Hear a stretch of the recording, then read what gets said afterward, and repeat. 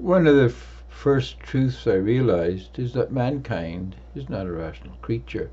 This was around 1967, but it was not until 2023 that I realized mankind lacks the capacity for logical thought because a good proportion of us are primarily emotional creatures. There are studies concerning empathy in humans and our level of emotional intelligence, but what is not studied, or is not studied enough, is the impact of emotional intelligence on those who embrace it. Unasked is the impact emotional intelligence has on society and deductive thinkers. The Bible teaches us there are two types of people. The Bible refers to these groups as those of the spirit and those of the flesh.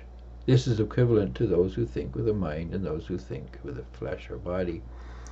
Christians are intellectually analytical, whereas the left will tend to be more emotional. This is a relative condition, and it is apparent that the emotional intelligence of the left has impacted how Christianity is practiced in the West. Christianity, is far more emotional than it ought to be, even unto liberal churches and emotionally driven pastors. The problem is that emotional intelligence cannot be reasoned with, and it is not open to logical refutation.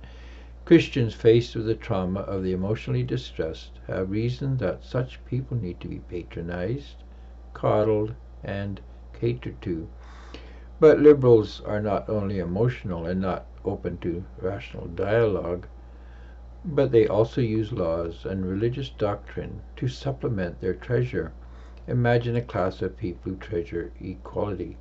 It becomes an emotional fixation, even an obsession. Liberals envision equality being everyone but the leader, living in much the same way.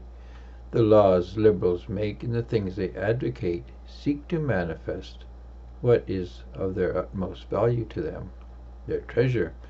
The intellectual are at a disadvantage when negotiating with those with emotional intelligence.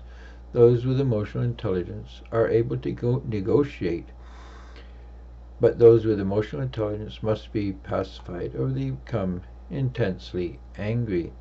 Yet what to do with the emotionally distraught, those who see hardship, and then think their horror justifies any action they choose to take to assuage their feelings of guilt?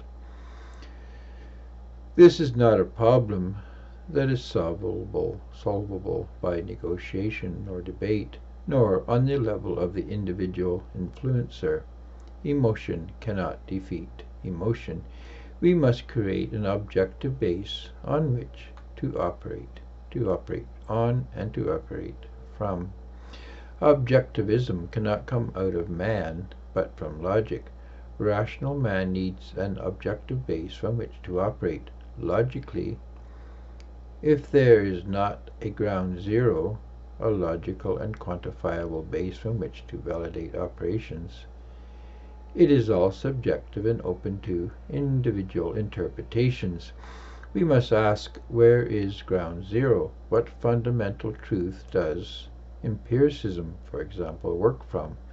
If rational man cannot establish intellectual ground zero, or a logical base on which to establish his objectivity, there is nothing but emotional subjectivity to guide our actions and endeavors.